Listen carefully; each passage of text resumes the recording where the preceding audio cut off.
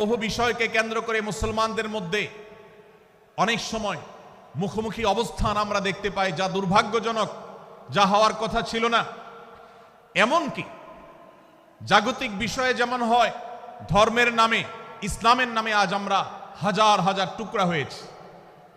আজ গোটা বিশ্বে আমাদের মুসলমানদের যে অবস্থান দুর্বল হয়েছে, এর অন্যতম প্রধান কারণ হলো আমাদের অনৈক্য।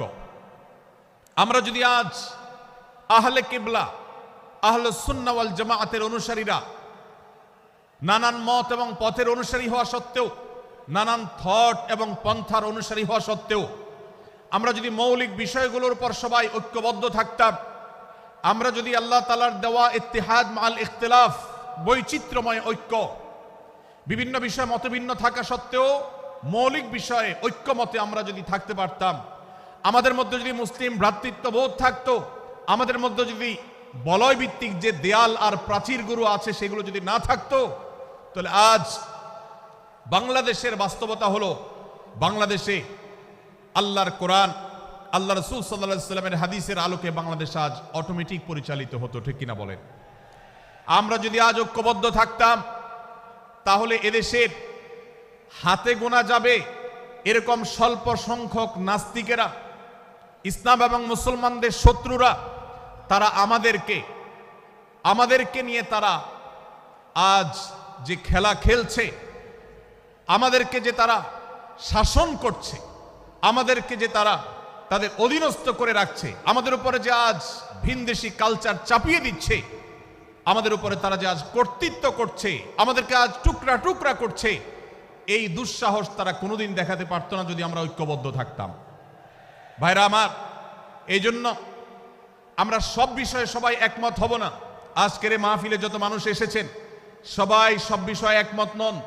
এমনকি আজকের এই মাহফিল কর্তৃপক্ষ যে আয়োজন করছেন 3 দিন ব্যাপী, এই মাহফিলে আপনারা দেখেছেন এখানে কওমি এবং আলিয়া উভয় জায়গা থেকে বক্তা নির্বাচন করা হয়েছে, অসাধারণ সমন্বয় করা হয়েছে।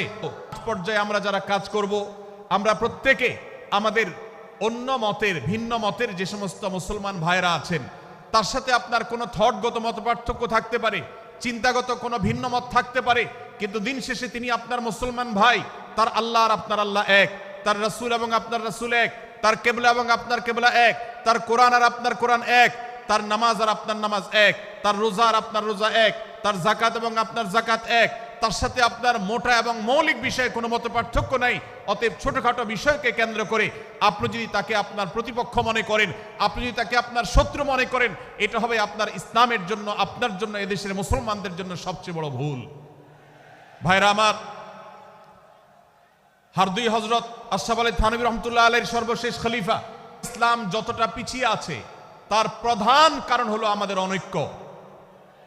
আজ আমরা যদি আমাদের মধ্যকার যে সমস্ত দেয়াল এবং প্রাচীরগুলো, অদৃশ্য প্রাচীরগুলো উঠে আছে, যেগুলো আমাদের মুসলিম ভ্রাতৃত্বকে ভেঙে খান খান করে দিয়েছে, টুকরো টুকরো করে দিয়েছে, যদি আজ আমরা সে সমস্ত অদৃশ্য প্রাচীরগুলো দূরে সরাতে পারতাম, আমার ভিন্ন মতের ভাইকে যদি আমার ভাই মনে করতে পারতাম, তার যদি আমি কল্যাণকামী হতে পারতাম, আল্লাহর কোরআনের ঘোষণা অনুযায়ী এই মুসলমানদের ঐক্যবদ্ধ শক্তিকে দমাবার শক্তি পৃথিবীর কারোর নাই, কারোর নাই, কারোর নাই।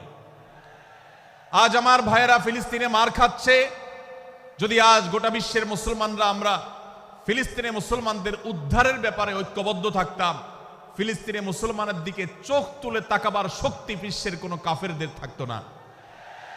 আজ যদি আমরা আমাদের মুসলমান নির্যাতিত ভাইদের ব্যাপারে সারা বিশ্বের মুসলমানরা ঐক্যবদ্ধ অবস্থান গ্রহণ করতে পারতাম, মুসলমানের দিকে চোখ তুলে তাকাবার শক্তি বিশ্বের কোনো কারোর থাকতো না। ভাইরা আমার, গোটা বিশ্বে ঐক্য প্রতিষ্ঠা করা আপনার আমার মতো সাধারণ মানুষের দ্বারা হয়তো সম্ভবপর হবে না, কিন্তু আমরা যারা মাঠ পর্যায়ে কাজ করছি, আমি আপনাদেরকে করজোড় করে অনুরোধ করতে চাই। আমি জানি আপনার এলাকাতে, আপনার মহল্লাতে আপনার সাথে অন্য মুসলমান ভাইদের অনেক ক্ষেত্রে মতভিন্নতা আছে।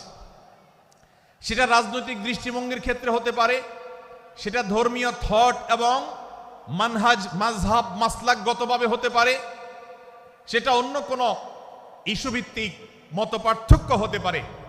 আল্লাহর জন্য, আল্লাহর ওয়াস্তে আল্লাহর ওই আয়াতকে মেনে আমল করার চেষ্টা করি আমরা। আল্লাহ বলেছেন ওয়া'তাসিমু বিহাবলিল্লাহি জামিআন ওয়া লা তাফাররাকু, তোমরা আল্লাহর রশিকে সবাই ঐক্যবদ্ধভাবে আঁকড়ে করে ধরো, ঐক্যবদ্ধভাবে আল্লাহর রশিকে আঁকড়ে ধরো, তোমরা পরস্পর বিচ্ছিন্ন হয়ে যেও না।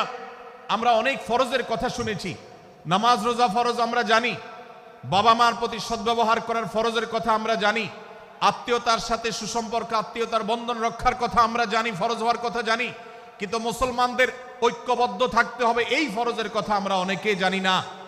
ভাইরা আমার, মুসলমানদেরকে আল্লাহ রাব্বুল আলামিন ঐক্যবদ্ধ থাকার নির্দেশ দিয়েছেন। এই ঐক্যটা এর মানে এই নয় যে সবাই এক মতের হয়ে যাবে সব বিষয়ে। বিভিন্ন বিষয়ে আমাদের মধ্যে মত পার্থক্য থাকবে, তারপরে আমরা একে অন্যের সহযোদ্ধা হব, সহযাত্রী হব, আমরা একে অন্যের কল্যাণকামী হব, একে অন্যের ভালো চাইব। আমার ভিন্ন মতের মুসলমানের কোনো ক্ষতিতে আমি খুশি হব না, তার ক্ষতিতে আমি কষ্ট পাবো, তার সাফল্যকে আমি এনজয় করব, আনন্দিত হব। এটা যদি করতে না পারি তো আমি কখনো খালেস এবং সাচ্চা মুসলমান হতে পারলাম না। আল্লাহ তাআলা আমাদের অন্তরগুলোকে উদার করে দিন, ব্রড করে দিন, প্রশস্ত করে দিন, বড় করে দিন, উম্মার ঐক্যের প্রয়াসী হওয়ার তৌফিক দান করুন, বলুন আমিন। ভাইরা আমার, আমরা মহল্লায় মহল্লায়, এলাকায় এলাকায়, মসজিদে মসজিদে, আমাদের নিজস্ব বলয়ে, নিজস্ব অঙ্গনে আমরা চেষ্টা করব ভিন্ন ভিন্ন মতের মুসলিম ভাইকেও আমার ভাই হিসাবে আঁকড়ে ধরার, আপন করার। ডক্টর খন্দকার আব্দুল্লাহ জাহাঙ্গীর রাহিমাহুল্লাহ এই অঞ্চলের সন্তান। তিনি বলতেন, বেদাতে লিপ্ত কোনো মুসলমান, তার ব্যাপারেও আমি মনে করি আমার ভাই ভুলের মধ্যে আছেন, তার ব্যাপারে আমার মায়া মমতা কাজ করে, আমি তার কল্যাণকামী, তাকে আমার ভাই মনে করি। ঠিক একইভাবে আমার কোনো মুসলমান ভাইয়ের সাথে যদি আমার ভিন্ন মতের কারণে আমার মনে হয় যে তিনি ভুল পথে আছেন, তারপর তাকে আমি শত্রু ভাববো না, তার অকল্যাণ আমি চাইবো না। আজ বাংলাদেশের বাস্তবতায় যদি আমরা তাকাই, দেখতে পারবো ইসলাম এবং মুসলমানদের যত শত্রু আছে, আমরা দেখেছি গত কয়েক যুগ ধরে তাদের নিজেদের মধ্যে হাজারো বিভক্তি, হাজারো মত পার্থক্য থাকা সত্ত্বেও মুসলমানদের শত্রুতা করার ব্যাপারে তারা সবাই ঐক্যবদ্ধ। অথচ আমরা মুসলমানরা আমাদের আল্লাহ, আমাদের রাসূল, আমাদের কোরআন, আমাদের কিবলা, আমাদের সবকিছু এক হওয়া সত্ত্বেও ছোটখাটো বিষয়কে নিয়ে আমরা আমাদের মধ্যকার বিভেদের প্রাচীরগুলোকে দাঁড় করিয়ে রেখেছি, যার কারণে আমরা গোটা বিশ্বে যেমন মার খাচ্ছি, আমাদের এই প্রিয় মাতৃভূমিতেও আমরা সংখ্যায় সবচেয়ে বেশি হয়েও আমরা কালচারালি মাইনরিটি হয়ে আছি, সংস্কৃতিতে আমরা সংখ্যালঘু হয়ে আছি। সব ক্ষেত্রে আমাদেরকে ইগনোর করা হয়। 4 লক্ষ মসজিদের এদেশে 4 লক্ষ ইমাম আছেন, 4 লক্ষ মুয়াজ্জিন আছেন। এই মসজিদগুলো এদেশে, এর নেটওয়ার্ক যতটা শক্তিশালী, এদেশের সকল রাজনৈতিক দলগুলোর নেটওয়ার্ককে যদি একত্র করা হয়, মসজিদগুলোর মতো এতটা শক্তিশালী নেটওয়ার্ক এদেশের সমাজে নাই। কিন্তু ওলামা একরামকে ইগনোর করা হয়, মুসলমানদের ইগনোর করা হয়। এদেশের আইনে কোরআন এবং সুন্নাহ, এদেশের মুসলমানদের ধ্যান ধারণাকে কখনো বিবেচনায় আনা হয় না। এই যে মুসলমানদের আজ দুরবস্থা, এর অন্যতম প্রধান কারণ হলো আমাদের হাজার হাজার ভাগে বিভক্তি। এই বিভক্তির দেয়ালগুলোকে তুলতে হবে কি হবে না? যদি হয় তাহলে আপনি নিজে থেকে শুরু করে দিন।